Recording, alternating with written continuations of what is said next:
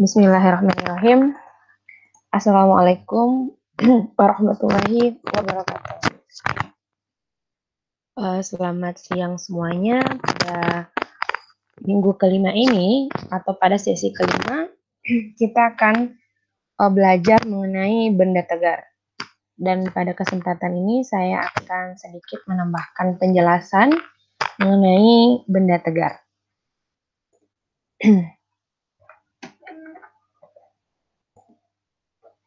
Yang pertama yang akan kita bahas adalah momen gaya atau yang biasa kita sebut dengan torsi. Nah, perlu kita pahami bahwa fisika dapat banyak ya membantu kita untuk berbagai hal yang kita jumpai dalam kehidupan sehari-hari. Seperti misalnya ketika kita hendak menancapkan paku ke dinding atau kemana saja menggunakan palu atau martil. Nah, yang diberi tangkai yang relatif panjang. Jadi ketika kita memasang gagang pintu misalnya, rumah Anda akan meletakkannya di sebelah pinggir berseberangan dengan dengan enselnya. Pernahkah kalian terpikir mengapa palu diberi gagang yang cukup panjang? Nah, mengapa juga gagang pintu diletakkan di pinggir yang berseberangan dengan engselnya? Nah, mengapa desainnya tidak diletakkan di tengah pintu? Jadi, kenapa ya dia berseberangan di ujung sini, ada di ujung sini? Kenapa tidak diletakkan di tengah ya? Nah, sekarang coba misalnya ya kalian ambil eksperimen ya kalau lebih jelas ada dua palu. Misalnya yang bergagang panjang dan pendek. Jadi ada dua palu misalnya kita punya dua palu, ada yang satunya gagangnya panjang, yang satunya pendek. Nah, kemudian gunakan palu tersebut untuk menancapkan paku di tembok atau kayu. Nah, coba kalian bandingkan palu manakah yang paling mudah digunakan. Nah, pasti Anda akan menjawab bahwa palu yang bergagang panjang. Lalu mendekatlah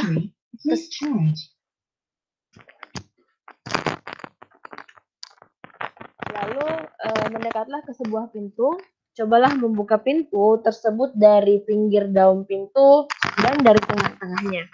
Cara manakah yang paling mudah untuk membuka pintu tersebut? Tentu Anda akan berkata membukanya dari pinggir daun pintunya. Nah, inilah alasannya palu diberi gagang yang cukup panjang dan gagang pintu diletakkan di pinggir yang berseberangan dengan enselnya.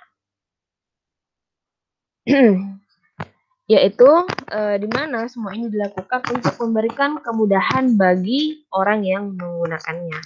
Nah, pertemuan kali ini kita akan saya akan memberikan sedikit penjelasan mengenai gagang yang relatif panjang pada palu dan posisi gagang pintu yang berada di pinggir berseberangan dengan enselnya.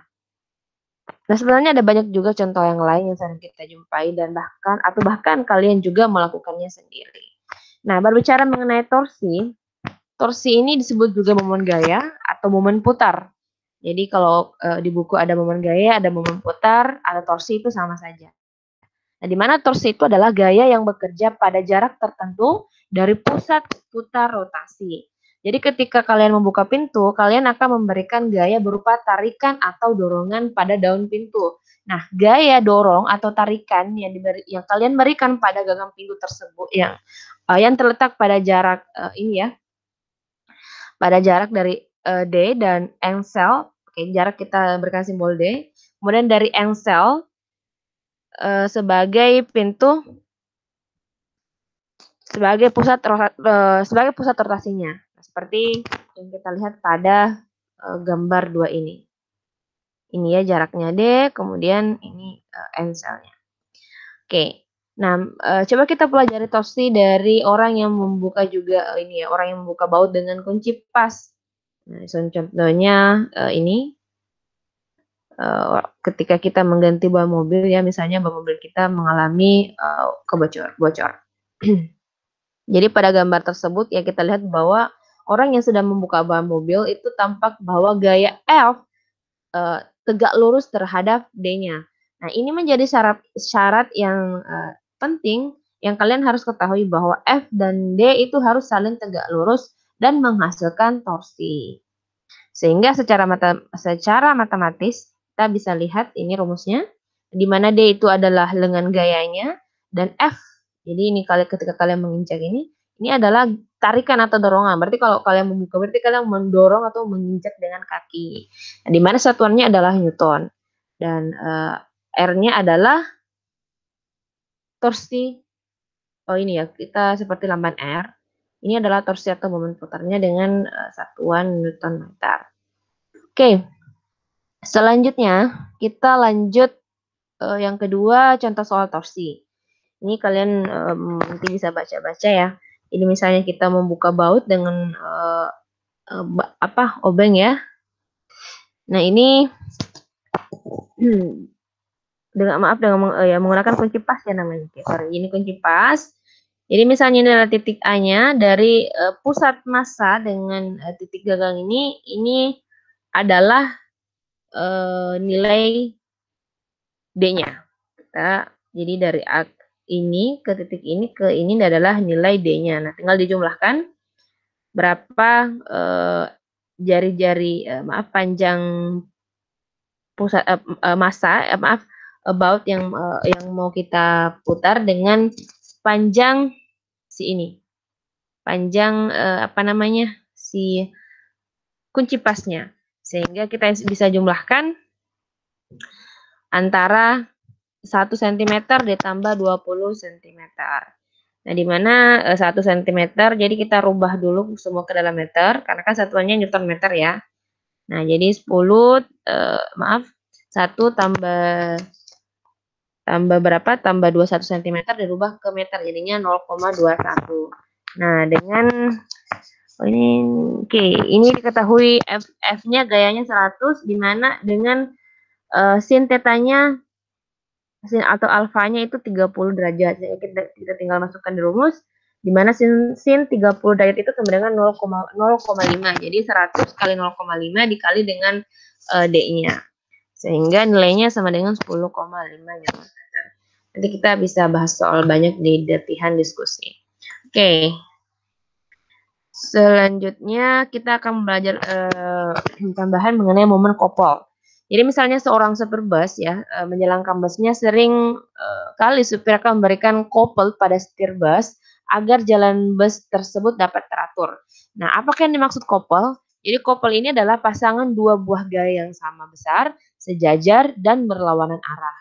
Jadi kopel ini merupakan penyebab sebuah benda berotasi. Jadi misalnya kalian buka tutup botol, itu sebenarnya salah satu aplikasi contoh momen kopel dalam kehidupan sehari-hari. Kemudian juga ketika kalian ini membuka baut pada ban mobil. Nah, untuk matematisnya menggunakan rumus yang ini ya, di mana M sama dengan F kali D. Jadi M adalah besarnya momen kopel dan F adalah besar pasangan gaya. Jadi kan berarti ada dua gaya ya, berarti kan pasangan. Kemudian jarak D adalah jarak kedua gaya. Oke, nanti kita coba cari soal tentang ini. Kemudian selanjutnya ada namanya momen inersia. Jadi tadi ada momen gaya, momen kopel, dan momen inersia. Nah, jadi momen inersia itu merupakan ukuran kelembaban sebuah benda untuk melakukan rotasi pada porosnya dan mempertahankan selama mungkin. Nah, sebenarnya berbicara mengenai momen inersia ini mungkin kita masih ingat pelajaran kita sebelumnya mengenai hukum 1 Newton. Jadi inersia itu merupakan sifat dasar benda untuk mempertahankan keadaannya tetap diam jika semula berada dalam keadaan diam atau bergerak lurus jika keadaannya sedang bergerak lurus. Jadi mungkin kita masih ingat ya hukum 1 Newton tentang kelembaban. Nah, ini hampir mirip di mana inersia dalam hal ini juga mempertahankan keadaannya, baik itu dia dalam keadaan awalnya diam atau sementara memang sudah bergerak tapi kecepatannya kontra. Nah, karena itu benda yang besar, padat dan berat, maka kita akan sulit bergerak karena mempunyai inersia. Jadi pada gambar ini ya, akan sulit mempunyai inersia yang besar untuk mempertahankan keadaannya. Jadi kita lihat di sini ada mobil yang didorong oleh polisi. Nah, di mana ketika misalnya mobil ini hanya didorong, jadi ketika misalnya mobil ini macet dan didorong oleh satu polisi saja, tentu akan sangat berat karena benda yang didorong ini sangat besar dan tidak sebanding dengan orang yang mendorongnya. Nah, tentu saja benda yang lebih besar ini akan lebih sulit dihentikan atau didorong karena mempunyai inersia yang besar untuk mempertahankan keadaannya tetap atau bergerak. Bagaimana dengan benda yang bergerak rotasi? Nah, itu kan tentunya memiliki sifat inersia atau sifat kelembaban juga.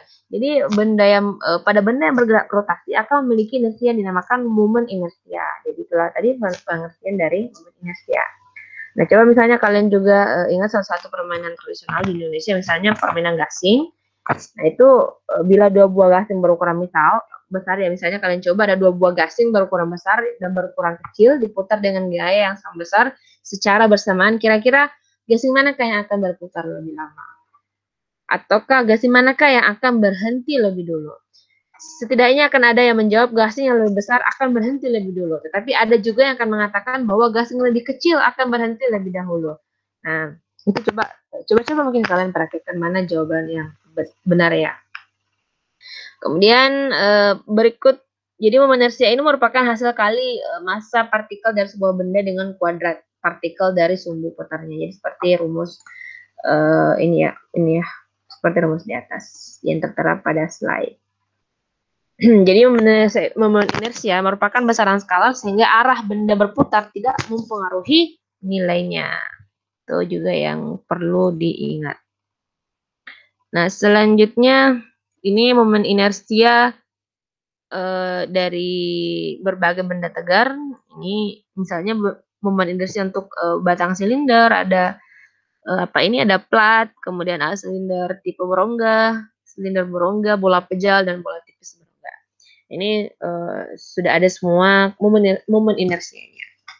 Oke, sekarang kita lanjut bagaimana hubungan antara torsi atau momen gaya dengan percepatan sudut. Jadi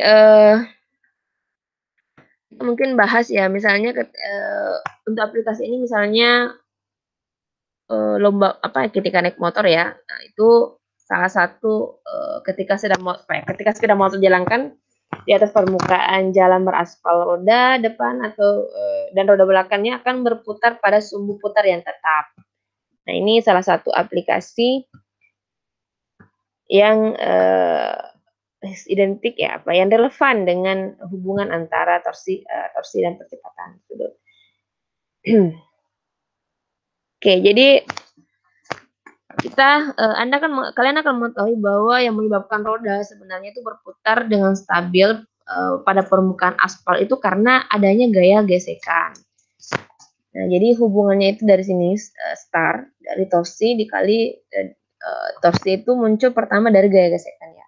Kita lihat ada F dikali D. Nah, besarnya torsi yang bekerja pada ban kendaraan ini tetap nilainya sebab diameter ban kendaraan dan besar gaya gesekan relatif tetap besarnya. Jadi tidak mungkin ketika motor ini berjalan, semakin dia berjalan bannya juga membesar, kan tidak mungkin. Sehingga makanya dikatakan bahwa ban kendaraan dan besar gaya gesekan itu akan relatif tetap besar.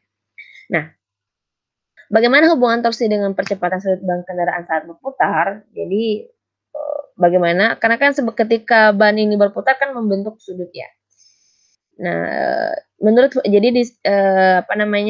hubungan ini didasarkan dari hukum Newton. Jadi menurut hukum Newton itu benda akan dipercepat dengan percepatan searah dengan gaya. Jadi pada benda yang berputar, percepatan ini dinamakan percepatan singgung, seperti gaya gesekan. Seperti ini ya, gaya gesekan. Jadi kan ketika bank berputar ke depan, gayanya ke belakang. Nah, di mana rumusnya seperti pada slide ini. Jadi momen gayanya itu sama dengan momen inersia dikali dengan percepatan sudut. Nah, di mana percepatan sudut ini satuannya adalah radian sekon kuadrat. Nah, selanjutnya kita juga nanti akan mengenal namanya energi gerak rotasi. Jadi ketika sebuah benda berotasi tentu ada energi. Nah, energinya apa? Itu mungkin kita masih ingat ya, ketika sesuatu yang bergerak berarti itu hubungannya dengan kinetik. Jadi di sini kita akan membahas tentang energi gerak rotasi. Nah, kalian dapat menggunakan konsep energi kinetik ya yang kita lihat yang kita pelajari pada sesi sebelumnya, di mana energi kinetik sama dengan 1/2 mv kuadrat, di mana v adalah kuadrat kecepatan. Nah, untuk benda yang bergerak melingkar atau berputar diperoleh hubungan di mana v kecepatannya itu sama dengan putarannya dikali dengan d-nya atau panjangnya ya. Maka energi kinetiknya itu sama dengan 1/2 md kuadrat w. Nah, di mana kan ini m kali d kuadrat itu adalah momen inersia, sehingga EK sama dengan 1/2 I W kuadrat. Jadi pada persamaan ini energi kinetik ya satuannya joule, kemudian I adalah momen inersia dengan satuan kilogram meter sekon, dan W-nya ini adalah kecepatan sudut. Satuan radian sekon minus kuadrat atau radian per sekon. Oke, nah untuk selanjutnya ada momentum sudut. Jadi momentum sudut juga menjadi hal yang perlu kita pelajari ya, karena berhubungan dengan momen inersia. Jadi di mana momentum sudut itu diperoleh dari momen inersia dikalikan dengan kecepatan putaran sudutnya. Jadi jika tidak ada momen gaya luar yang bekerja pada benda, maka besarnya momentum sudut itu juga tidak berubah terhadap waktu, atau momentum sudutnya sudut benda itu konstan. Sehingga ini ya, ketika secara matematika kita bisa tulis bahwa ketika L konstan, maka I dot W-nya itu konstan juga. Berarti I1 kali I2 itu kan sama dengan I2 kali W2. Nah, untuk selanjutnya ada kesetimbangan benda tegar. Iya, apakah kesetimbangan benda tegar itu? Nah, sebuah benda ya disebut benda tegar apabila pengaruh gaya luar kepada benda tersebut tidak mempengaruhi bentuknya. Contoh pada gambar ini misalnya ya, ini ada batu yang disusun, ini dia tegar.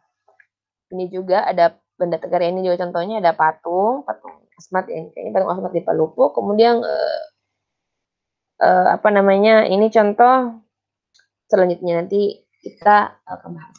Oke. Jadi hukum 1 Newton tentang gerak yang kita ingat bahwa sebuah benda yang semua dalam keadaan diam itu akan tetap diam atau tidak bergerak apabila resultan gaya-gaya luar yang bekerja pada tersebut nilainya 0. Berarti kan maknanya bukan berarti tidak ada gaya yang bekerja pada pada benda tersebut, tetapi resultannya bernilai 0. Jadi gaya-gaya yang bekerja pada benda misalnya pada batu yang disusun ini itu hasilnya sama dengan 0. Nah, kesetimbangan juga itu ada 2 jenis.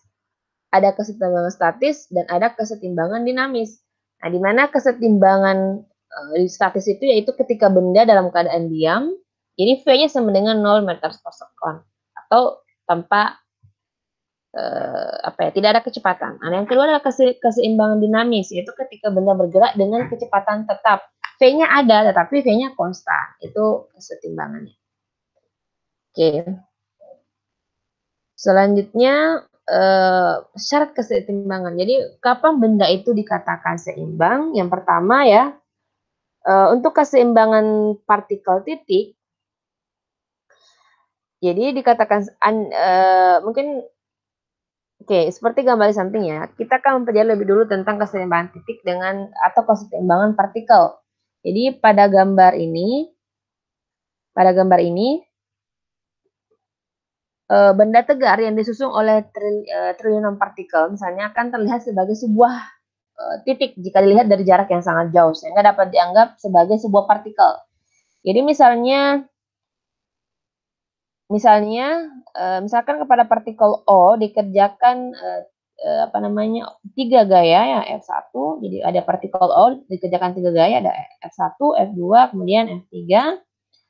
Nah, partikel O ini diam atau bergerak akan ditentukan oleh pengaruh ketiga gaya tersebut. Jadi, apakah O ini bergerak atau diam itu tergantung dari gaya-gaya yang mengenai si O ini. Nah, gabungan pengaruh ketiga gaya ini nanti merupakan sebuah gaya tunggal, jadi yang dinamakan dengan resultan. Nah, resultan gaya-gaya pada sebuah benda sudah dipelajari sebelumnya. Nah, tentang ini ya, kalau tidak salah bahasan vektor. Jadi R-nya itu sama dengan F1, F2 kali F tambah F3. F1 tambah F2 tambah F3. Jadi untuk menghitung nilai R-nya tersebut Anda bisa menggunakan sistem koordinat X, Y atau X, Y, Z dan aturan trigonometri sin, cos, dan alfa. Kenapa ya? Karena kan membentuk sudut, berapa sudut yang dibentuk. Kalau ada sudut yang dibentuk. Oke. Selanjutnya kesetimbangan benda tegar. Kalau tadi kan kesetimbangan benda partikel atau kesetimbangan titik. Kemudian yang kedua kesetimbangan benda tegar. Nah, kalau kesetimbangan benda tegar, jadi pada dasarnya kan tadi pada benda tegar itu merupakan gabungan dari triliunan partikelnya, sehingga ketika bergerak memiliki beberapa kemungkinan, yaitu pertama bergerak secara translasi saja, yang kedua bergerak secara rotasi saja, kemudian yang ketiga dia akan bergerak secara menggelinding, yaitu translasi dan rotasi sekaligus. Jadi ingat ada untuk kesetimbangan benda tegar itu ada beberapa kemungkinan. Jadi kemungkinan yang pertama dia akan bergerak secara translasi saja. Kemungkinan yang kedua dia akan bergerak dengan rotasi saja. Nah, dan kemungkinan yang ketiga dia akan bergerak dengan translasi atau rotasi. Misalnya pada bola yang menggelinding atau gerakan ban kendaraan bermotor. Jadi kita lihat untuk rumusnya itu di mana torsinya sama dengan 0 ya. Nah, resultan torsinya sama dengan 0. Jadi sebuah benda akan bergravitasi berputar pada sebelumnya jika ada gaya luar yang bekerja berupa torsi pada benda tersebut. Nah, jika resultan torsi yang bekerja pada benda nilainya 0, maka benda tersebut dalam keadaan setimbang rotasi, jadi atau tidak berputar. Nah, keadaan tidak bergerak secara translasi dan rotasi dari benda tegar dinamakan keseimbangan benda tegar. Nah, secara matematika ditulis bahwa entah itu untuk misalnya pada sumbu horizontal atau gaya pada bidang X-nya itu nilainya 0 Newton, kemudian pada bidang Y-nya vertikalnya juga 0 Newton. Sehingga torsinya itu nanti nilainya juga 0. Oke, jadi hasil resultan pada bidang horizontal itu 0, hasil resultan gaya pada bidang vertikal juga 0, sehingga resultan torsinya sudah pasti juga akan 0. Makanya ini disebut sebagai kesetimbangan benda tegar. Nah, selanjutnya pusat massa. Nah, mungkin kita masih ingat ya, sebenarnya apa sih waktu SMA pernah kita ditanya mungkin apa bedanya massa dengan berat. Jadi massa itu merupakan besaran yang menunjukkan di dalam hal ini ya, massa itu merupakan besaran yang menunjukkan ukuran kelembaban suatu benda. Nah, massa itu sebagai ukuran kelembaban sebuah benda ditandai oleh adanya kecenderungan benda tersebut untuk menolak perubahan terhadap keadaannya yang semula. Nah, misalnya jika Anda meletakkan sebuah benda pada neraca, pada jarum penunjuk skala pada neraca, akan menunjukkan suatu angka tertentu. Nah, angka ini menunjukkan ukuran kelembaban yang dimiliki oleh benda tersebut. Nah, sehingga misalnya berapa massamu? 20 kg misalnya. Nah, jadi angka tersebut itu tidak menunjukkan berat benda sebagaimana yang kita pahami selama ini. Misalnya massa benda dinyatakan dalam satuan kilogram.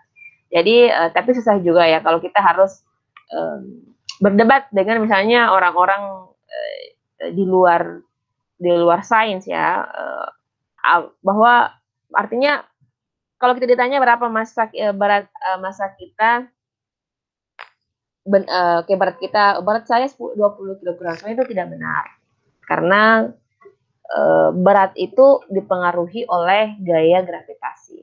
Oke, jadi kalau massa itu berhubungan dengan kelembaban, sehingga memang massa benda itu dinyatakan dalam satuan kilogram.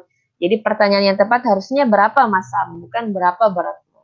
Kalau dikatakan berapa massamu, jawabannya ya kilogram. Tapi kalau ditanyakan berapa beratmu, maka itu bukan kilogram, bukan satuan kilogram yang digunakan, kan harus menggunakan newton. Jadi kalau berat itu kan massa benda yang dipengaruhi oleh gaya gravitasi di mana benda berada. Jadi kan rumusnya W sama dengan M kali G. Itu secara matematis. Jadi beda ya kalau berbicara mengenai sains itu beda sekali antara massa dengan berat. Nah, selanjutnya untuk titik pusat massa itu merupakan sebuah titik di mana massa benda atau massa partikelnya dapat dipusatkan. Sedangkan kalau titik pusat berat yakni sebuah benda juga merupakan titik di mana gaya yang diberikan melalui titik pusat berat ini tidak akan menimbulkan torsi atau efek rotasi. Itu perbedaannya. Nah, di mana rumusnya ya menggunakan rumus ini.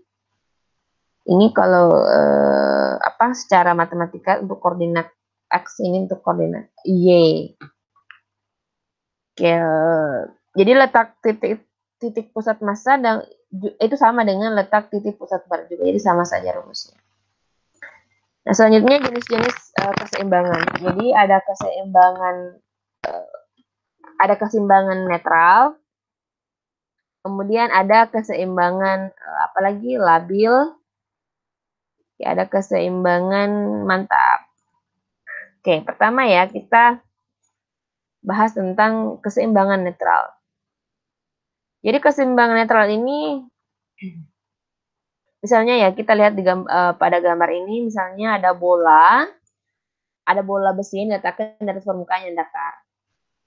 Nah, ketika bola besi misalnya yang semula diam diberi gangguan dan menggelinding dengan laju maka sampai berhenti kembali, kayak tampak kedudukan titik beratnya terhadap, jadi ini ya, ketika ada bola ini digelindingkan maka akan tampak kedudukan titik beratnya tetap terhadap bidang geraknya. Nah, benda tegar yang memenuhi kriteria ini memiliki keseimbangan netral. Di mana keseimbangan netral dimiliki benda tegar yang kedudukannya titik beratnya terhadap bidang geraknya walaupun memperoleh gaya luar yang mengaruhi kedudukannya. Jadi kan sederhananya ini ketika saya gelindingkan, dia akan kembali ke bentuk semula. Nah, selanjutnya keseimbangan labil. Nah, kalau keseimbangan labil misalnya kita menaruh sebuah bidang segitiga ya, bidang segitiga di sebuah meja, kemudian kita selanjutnya keadaan keseimbangan labil ini dimiliki benar. Jadi ketika kita memberikan gangguan pada ketiga segitiga tersebut, maka benda akan mengalami perubahan kedudukan yang menyebabkan posisi titik beratnya lebih rendah dari posisi semula. Jadi bisa jadi ketika misalnya kita memberikan anggaplah saya menggelindingkan ini ya, saya putar, tentu titik beratnya akan berbeda. Saya putar misalnya 2 kali. Kalau yang tadi kan yang bola ini mau saya putar sekali, 2 kali, 3 kali itu akan tetap sama karena homogen ya, sama semua permukaannya. Tapi coba kalau ini saya putar 1 kali atau cuma 2 kali, tentu titik beratnya itu akan berbeda karena ini bentuknya sangat berpengaruh terhadap keseimbangannya. Ya, seperti itu maksudnya. Kemudian ini juga hampir sama. Kalau yang tadi itu ini kedudukan titik beratnya itu lebih rendah dari kedudukan awalnya. Jadi